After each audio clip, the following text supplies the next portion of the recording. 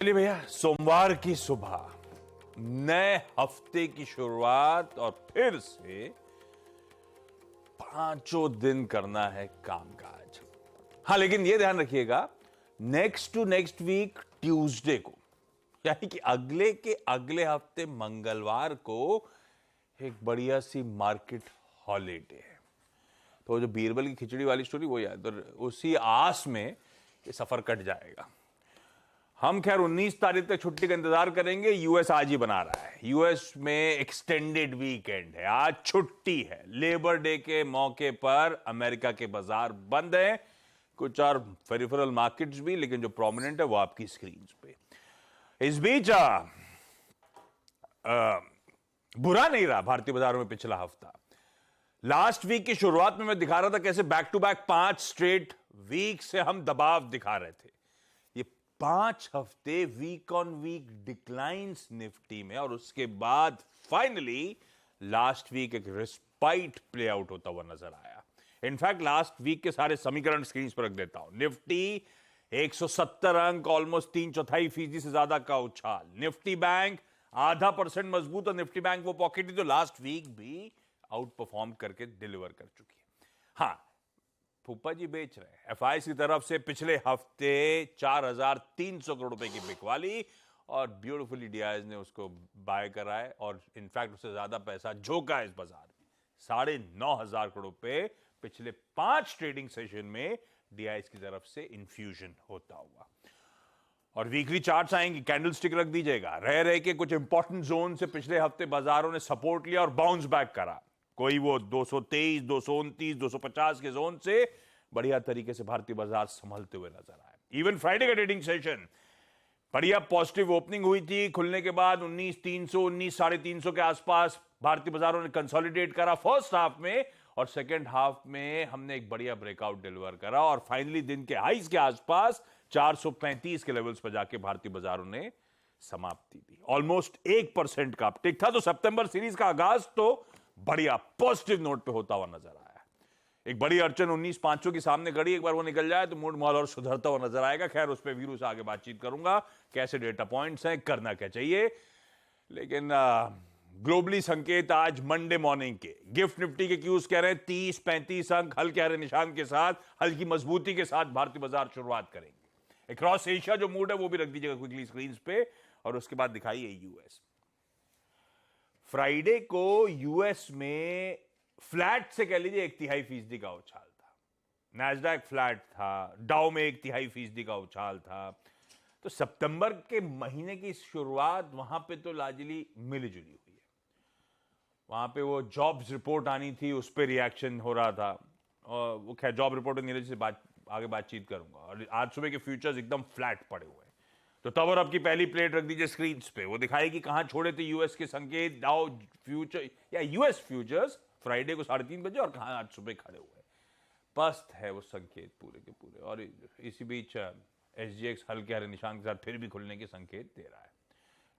Gift Nifty हल्के हरे निशान के साथ खुलने के संकेत दे रहा है। ग्लोबली मूड कैसा, वो जॉब रिपोर्ट कैसी, बाकी के डेटा पॉइंट्स क्या है, नीरज बगल में बैठे इनसे बातचीत। वीरू से निफ्टी बैंक की स्ट्रैटेजी पर, और हर्षदा से सारे इंपॉर्टेंट स्टॉक्स से न्यूज पर बात करनी है। कैसी रही भाई जॉब्स रिपोर्ट, और बाकी कैसा मूड? जॉब रिपोर्ट पसंद आनी चाहिए फेड को। अच्छी जॉब रिपोर्ट है। अच्छी मतलब जॉब्स कम हो रहे हैं, अर्ली वेजेस देखिए गिर रहे हैं, ऐसा है क्या? नहीं, वैसे नंबर देखोगे तो 1,87,000 आया है। हाँ।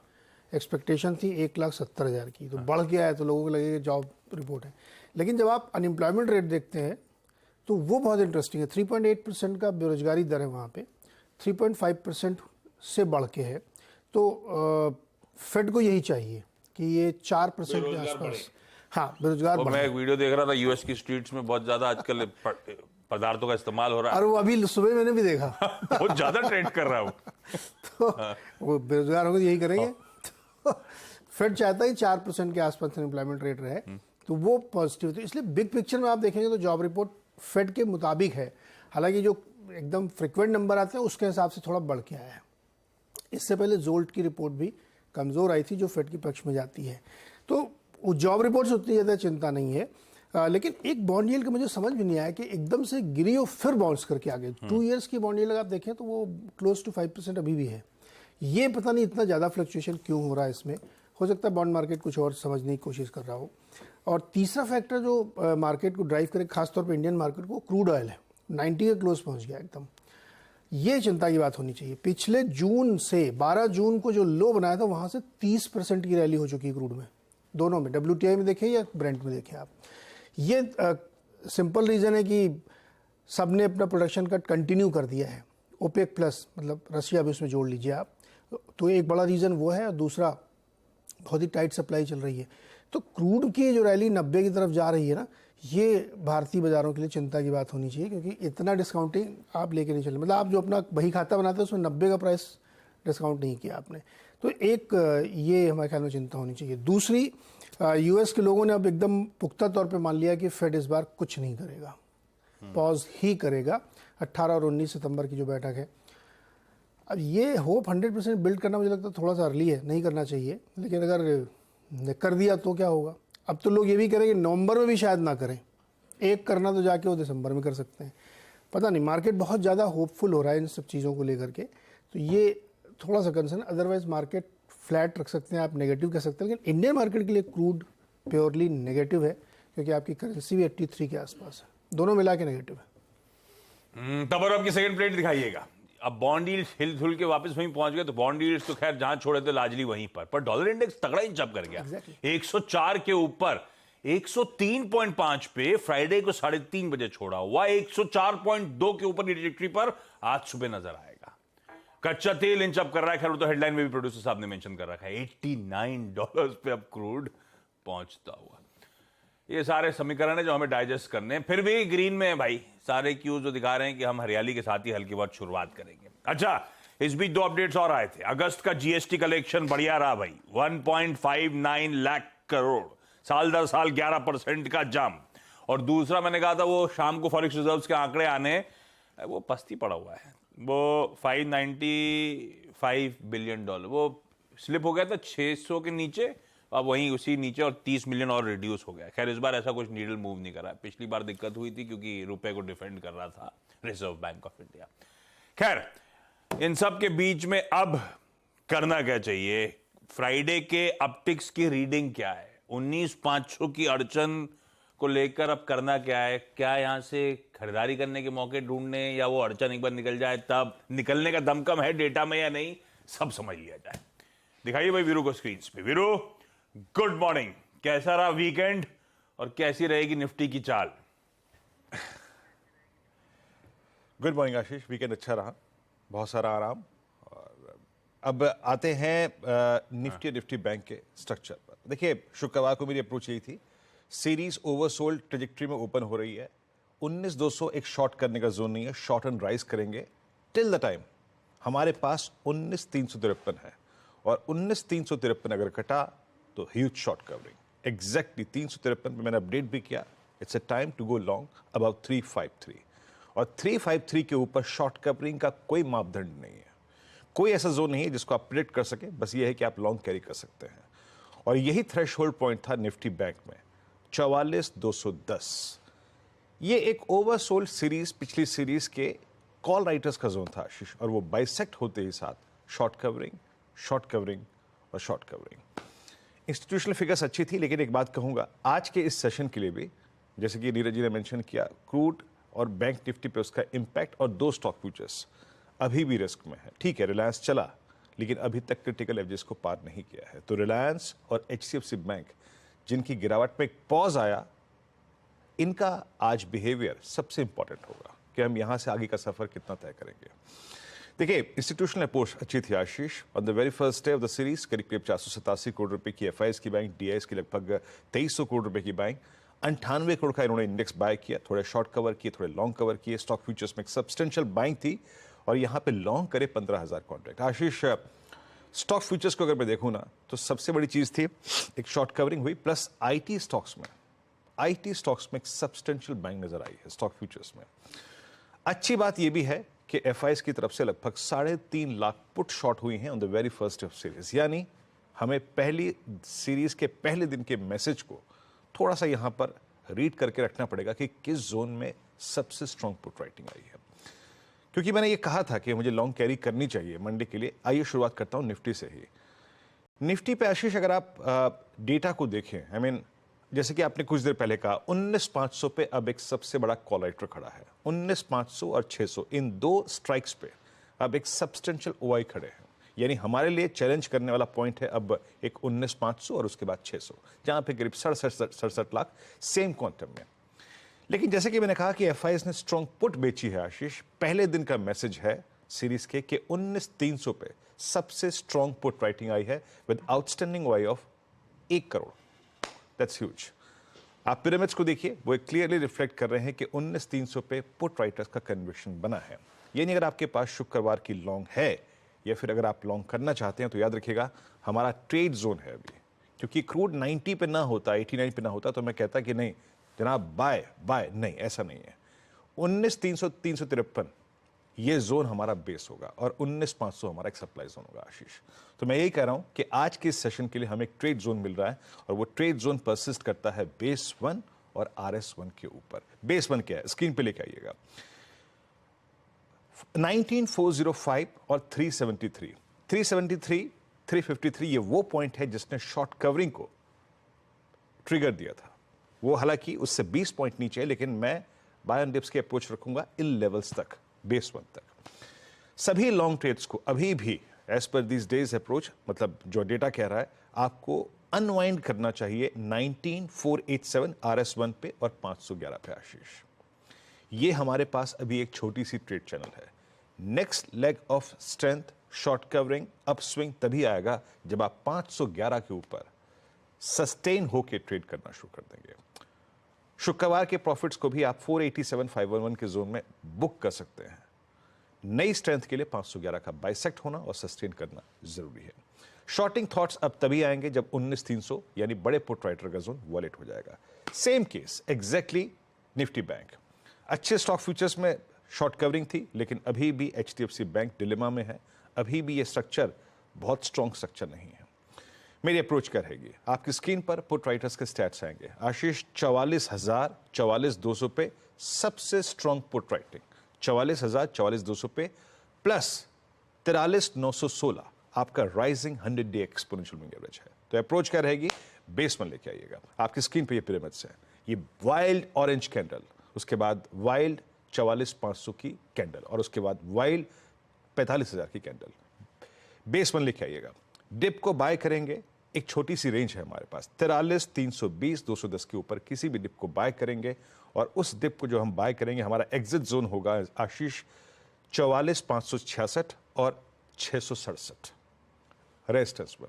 जैसा कि हमने निफ्टी के केस में ड्रॉ किया था, बड़ी शॉर्ट कवरिंग 511 के ऊपर, वैसे ही निफ्टी बैंक में बड़ा स्विंग 44,667 के ऊपर 839.92, लेकिन वो कब, 667 बाइसेक्ट करने के बाद आशीष। और शॉर्टिंग थॉट्स तब तक नहीं आएंगे जब तक कि 44,200 यानी जो शुक्रवार का शॉर्ट कवरिंग पॉइंट वॉलेट नहीं होता आशीष। बहुत ठीक है। तो तेजी करने का मन, लेकिन जिस तरह के समीकरण उन्होंने ग्लोबली रख दिए हैं उसको देखते हुए वॉच आउट करना, अपने भाव पे आए तब खरीदना। बेस 1 के आसपास आए तो अट्रैक्टिव जोन्स होंगे खरीदारी करने के, या रेजिस्टेंस वंस ब्रीच हो रहा है तो फिर शायद भारतीय बाजार दमखम दिखाते हुए नजर आए। खैर, वो लेवल्स आपकी स्क्रीन पे ब्यूटीफुली प्लेस्ड। लाइए हर्षदा को स्क्रीन पर जान लिए जाए आज के सारे important stocks in news. Harshada, good morning. Good morning Ashish. आज शुरुआत इनफैक्ट बैंकिंग सेक्टर की सबसे बड़ी खबर के साथ ही करेंगे, जहां पर आज कोटक महिंद्रा बैंक का स्टॉक रेडार पर रहेगा। दरअसल कोटक महिंद्रा बैंक के उदय कोटक MD और CEO के पद से का पदभार छोड़ रहे हैं। ये थोड़ा एडवांस में होता हुआ दिखाई दे रहा है, लेकिन क्लियरली जो सक्सेशन प्लान तैयार किया जा रहा है उसको अंजाम देने की तरफ एक बड़ा कदम आता हुआ दिखाई देगा। ये हालांकि एक लार्जेस्ट शेयर होल्डर और नॉन एग्जीक्यूटिव चेयरमैन के तौर पर कंपनी के साथ जुड़े रहेंगे। अब यहाँ पर एक नाम दीपक गुप्ता का सामने आया है, जो 31 दिसंबर तक इंटरिम CEO के तौर पर रहेंगे। लेकिन जो उदय कोटक ने चिट्ठी लिखी है, उन्होंने कहा है कि हमने 2 नाम सुझाए हैं जो कंपनी को के MD और CEO के पद पर नियुक्त किए जा सकते हैं। अब RBI की तरफ से अप्रूवल का इंतजार है। दीपक गुप्ता दरअसल 31 दिसंबर तक ही इस इंटरिम पोस्ट में रहेंगे और देखते हैं यहाँ पर अब आगे की स्थिति कैसी उभर कर आती है। 3 दरअसल जो सीनियर की मैनेजरियल पर्सन्स थे आरबीआई नॉर्म्स के तहत उनको अब 31 दिसंबर तक बैंक छोड़ना पड़ेगा और उनमें से पहले उदय कोटक ने एडवांस में या फिर पहले ही दरअसल इस्तीफा दे दिया है। तो ये स्टॉक आज सबसे इंपॉर्टेंट है, इसी पर सभी की नजरें रहेंगी। इसके अलावा एक और बैंक आप फोकस में रखेंगे, आईडीएफसी फर्स्ट बैंक, जहां पर फ्राइडे को ब्लॉक में जीक्यूजी पार्टनर्स ने 6.38 करोड़ शेयर दरअसल खरीदे हैं 89 के भाव पर। गोल्डमैन सैक्स ने भी 10.7 करोड़ शेयर खरीदे 89 के भाव पर, तो वो स्टॉक भी आज फोकस में रहेगा। यही नहीं, आईडीबीआई बैंक के लिए भी डेवलपमेंट ये निकल कर आ रही है कि सरकार दरअसल बिड्स अब अप्रूव करती हुई दिखाई देगी या फिर इन्वाइट कर रही है इस एसेट सेल के लिए। तो यहां पर करीब करीब अक्टूबर 9 से दरअसल वो स्ट्रेटेजिक सेल की बिड्स जो एसेट वैल्यूअर्स की तरफ से आएंगी उसको वैल्यू किया जाएगा।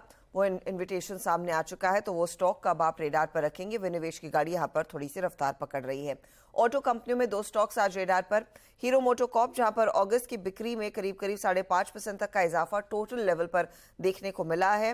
ये 4.89 लाख यूनिट्स आई हैं और डोमेस्टिक सेल्स में भी लगभग 5% का इजाफा देखा गया।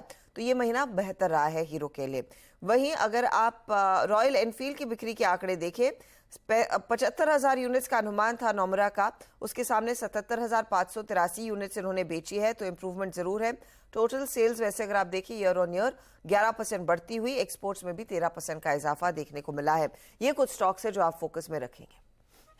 रखिए इन तमाम स्टॉक्स को रडार पे। क्विकली छोटा सा ब्रेक के उस पर जब लौटूंगा तो आज का events calendar plus commodity strategies.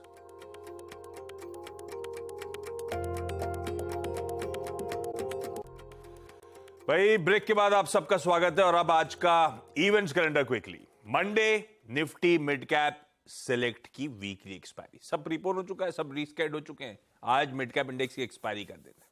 अमेरिकी बाजार बंद है, बताने की जरूरत नहीं है, हेडलाइन में भी बताया, अपफ्रंट भी बताया।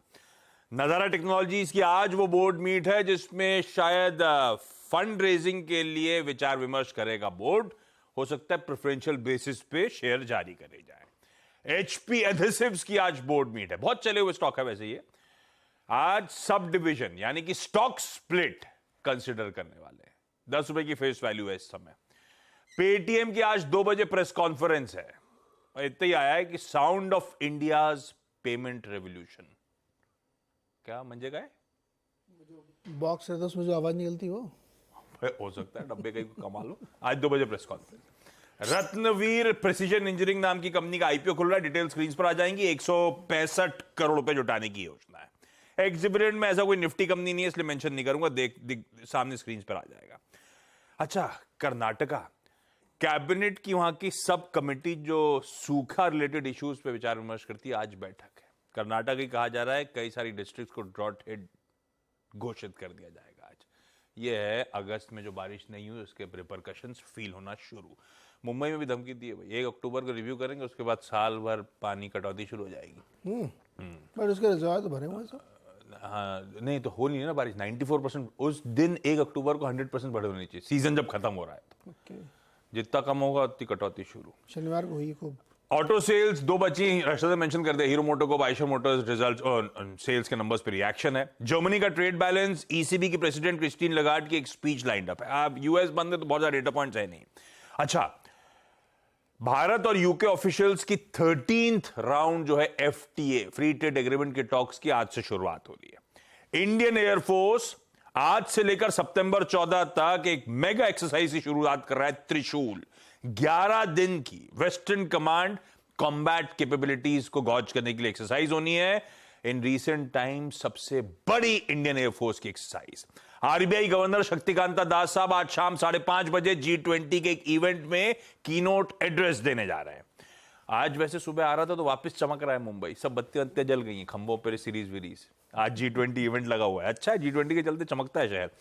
होंडा एलिवेट लॉन्च होने जा रही है आज। प्राइसेस बताए जाएंगे जो क्रेटा और सेल्टोस के को कंपीट करेगी mid sized SUV segment. Volvo की C40 रिचार्ज आज लॉन्च होगी। सेकेंड प्योर इलेक्ट्रिक मॉडल है वॉल्वो का जो भारत में लॉन्च होने जा रहा है। एक चार्ज 530 किलोमीटर चलेगी, 60 लाख रुपए के आसपास होगी शायद, लेकिन प्राइसिंग। आज वर्ल्ड सेक्सुअल हेल्थ डे है। थीम है इस साल की कंसेंट। एशिया कप में इंडिया वर्सेस नेपाल, आज दोपहर 3 बजे से वो मुकाबला।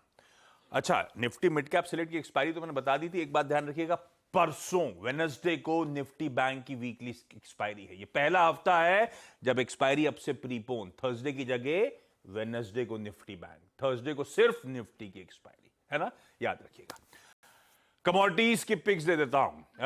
कुंवर जी ग्रुप के रवि देवरा की तरफ से आती हुई दिखाई डायरेक्टर साहब क्विकली स्क्रीन पे। उनका मानना है कॉपर के सितंबर वायदा को खरीदना है, 730 का स्टॉप लगाइएगा, पर सोने के अक्टूबर वायदा में बिकवाली करने के मौके 59,810 का स्टॉप। मैंने फ्राइडे को आवाज के सोशल मीडिया प्लेटफॉर्म नहीं, इनफैक्ट चैनल पे कहा था कि ये जब वो सीरीज को देख लेंगे तो उसका रिव्यू, अभी शो में टाइम बचा नहीं है, कोशिश करूंगा सीधा सौदा में मैं रिव्यू ले लूं वो तेलगी स्कैम वाली स्टोरी का। अभी ब्रेक, जाते जाते गिफ्ट निफ्टी के साथ छोड़े जा रहा हूं। 30-35 अंक हल्के हरे निशान के साथ कर सकते हैं हम लोग शुरुआत। ब्रेक के उस पार सीधा सौदा।